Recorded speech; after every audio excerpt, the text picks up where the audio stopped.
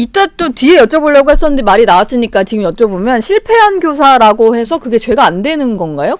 사실은 이게 예. 그 정치권에서 얘기하는 것보다 법리적으로는 굉장히 노림수가 많아요. 이재명 대표가 지금 하고 있는 말이요? 예, 그렇죠. 네. 그래서 이거를 좀 길게 설명을 해보자면 또 이게 듣다 보면 재밌어요. 예. 뭐냐면은 그 교사라는 게 있어요. 그럼 교사를 하면은 실제로 교사를 받아서 움직이는 정범이라는 게 있어요. 네. 여기서는 이재명이 교사를 하면 김진성 씨가 위증을 했죠. 네. 근데 보통 이 교사가 통하지 않았을 경우를 나눠보면은 교사를 했는데 교사 받은 사람이 하려고 하다가 범죄를 실패하는 미수의 경우가 있겠죠.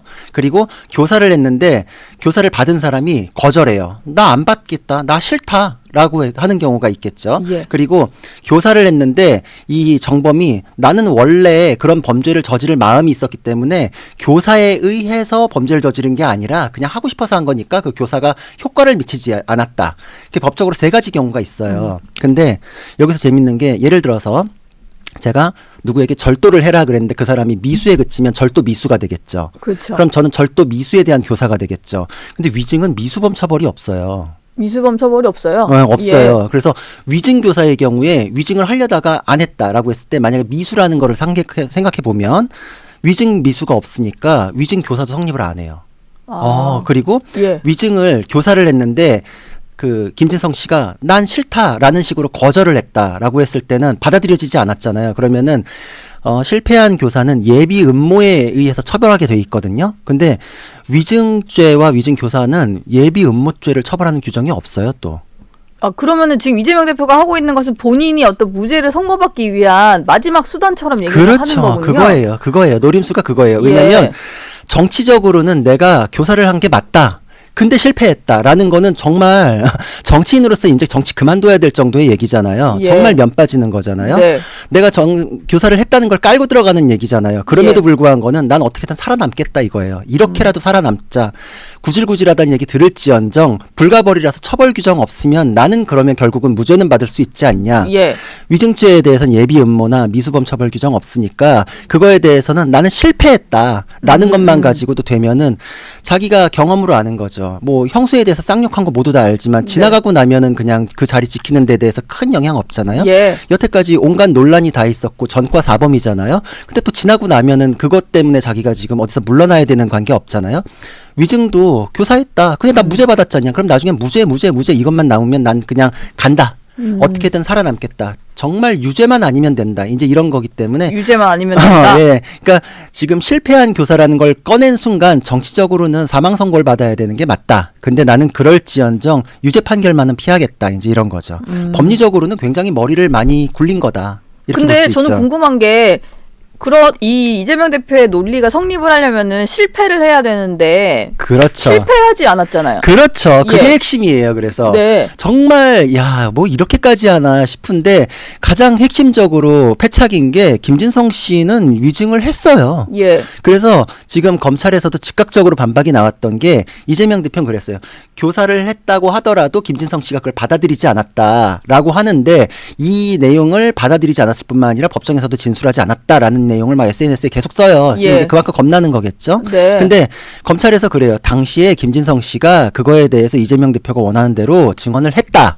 그게 조사에도 기록이 됐고 판사님도 심지어 이 증언이 이재명 대표 쪽으로 몰기 위한 합의가 있었다는 취지입니까? 라고 재차 정리하는 질문을 하니까 김진성 씨가 맞다라고 증언을 다시 했다. 예. 그러니까 위증 교사가 성공했어요. 성공했는데 이제 와서는 이제 실패를 했고, 그렇죠. 뭐 교사는 인정을 하면서 어쨌든 실패했다 이런 논리를 또 새로 들고 나온 거군요. 그렇죠. 그러니까 그만큼 뒤로 물러서는 거를 막 면 빠지게 정치권에서 지금 뭐 하는 거냐 이런 얘기 들을지언정 네. 정말 하나만 걸려봐라. 이제 이런 태도로 볼 수 있죠. 하나만 걸려봐라. 근데 정말 기본적으로 김진성 씨가 위증을 했고 본인이 자백을 하고 있기 때문에 이거는 아무리 논리 구조를 복잡하게 머리를 굴려서 짜더라도 통할 수는 없는 것이다. 근본적으로 성립될 수가 없어요. 김진성 씨라는 존재가 있기 때문에. 예. 이건 정말 넘어설 수 없는 통곡의 벽이죠. 이재명 대표가 이제 지지층을 좀 보고 여론전을 하고 있다라는 생각은 좀 듭니다. 왜냐하면 이 재판 과정을 계속 지켜본 사람이라든지 법조인이 아닐 경우에는 그냥 누군가가 하는 말을 좀 신뢰할 수도 있을 것 같거든요. 뭐 그걸 노리는 게 아닐까 생각이 약간 드는데 그러다 보니까 일단 법원에서 나오는 판단, 이제 구형량이, 그러니까 선고하게 되면은 이제 형량이 나오니까 그 형량이 중요할 것 같아요. 근데 구형이 나왔던 거는 법정 최고형인 징역 2년이 나왔었잖아요. 법정 최고형은 아니고 양형 기준상. 양형 기준 최고형. 네네. 징역 2년이 나왔고, 근데 국민의힘의 윤석열 의원 같은 경우는 유죄인데 벌금이 80만 원 정도 나올 것 같다 이런 예측을 했더라고요. 근데 이거는 예. 유죄일 경우에 100만 원 밑으로 내려가는 경우는 있을 수가 없다고 생각합니다. 네. 제 주변의 법조인들이랑 굉장히 얘기를 많이 했거든요. 근데 유죄일 경우에 80이 나온다는 거는 뭐 있을 수가 없다. 아무리 있을 판결을 수가 없다. 예. 아예 그냥 통으로 무죄를 주장하면 모르겠는데 네. 유죄인데 100만 원 밑으로 떨어진다? 그거는 지금 글쎄요. 그 뭐 가능하지는 않은 것 같아요. 이거는 뭐 정무적인 판단이 들어가야 가능한 거 아닐까요? 그렇죠. 뭐 죄는 인정을 하는데 네. 피선거권 박탈은 되지 않는 정도의 네. 벌금 액수가 나오는 뭐 그런 예상인 것 같아요. 근데 그렇죠. 굳이 국민의힘 의원인 윤상현 의원이 왜 이렇게 예상을 했을까라는 생각인데 어떤 이유에서 이런 말을 했을까요? 모르겠어요. 저는 사실 당에서 그분 봤을 때도 참 좀 독특하시다. 뭐 예. 제가 개인적으로 아는 얘기까지 할 필요는 없을 것 같은데 네. 좀 독특한 예측이었다. 예, 독특한 예측이고 본인에게 어떻게 뭐 도움이 될 수 있는 부분이 있다고 생각하셨는지 모르겠는데 이 예측은 법적이진 않아요. 그럼 구재룡 변호사 개인적인 예측치를 좀 여쭤봐도 되나요? 저는 사실 뭐 예측은 다 말씀을 드렸는데 이거는 벌금으로 내려갈 가능성도 없겠다라고 생각을 없다. 하거든요. 예. 예.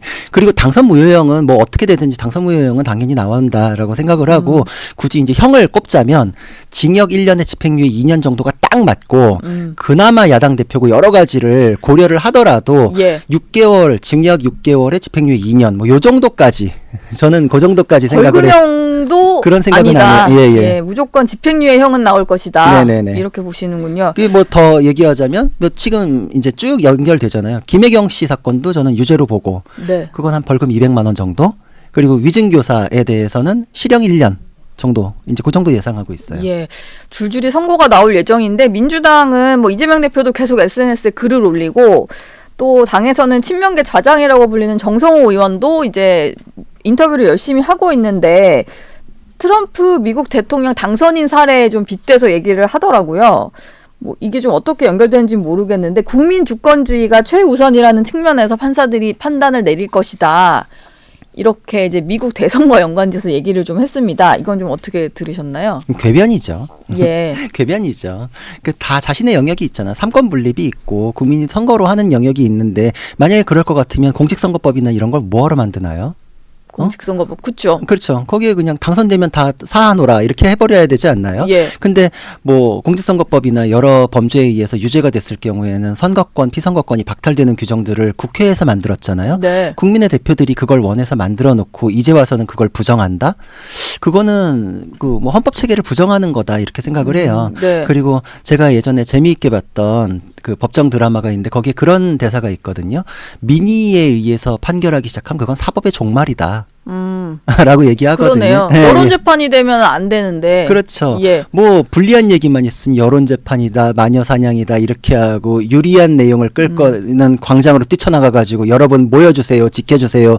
이럴 때만 국민 찾나요? 국민들 네. 힘들어하시는데 예. 본인들 선동하는 거에 사실 뭐. 국민들께서 이렇게 많이 호응도 안 하시고 많이 안 오시잖아요. 지금 네. 보면은 민주당에서 최대한 끌어모은 숫자만큼도 지금 안 모인다라는 평가가 있을 판에 네. 뭐 일주일 넘었는데 민주당 추산으로도 33%가 빠지잖아요. 그래 놓고서 지금 뭐 국민 주권주의를 얘기하기에는 너무 지금 호응을 못 얻고 있다. 예. 그 사법부의 독립을 이런 식으로 흔들려고 하는 것은 사법의 종말을 지금 재촉하는 민주당의 헌법 부정하는 그런 태도다 이렇게 봐요.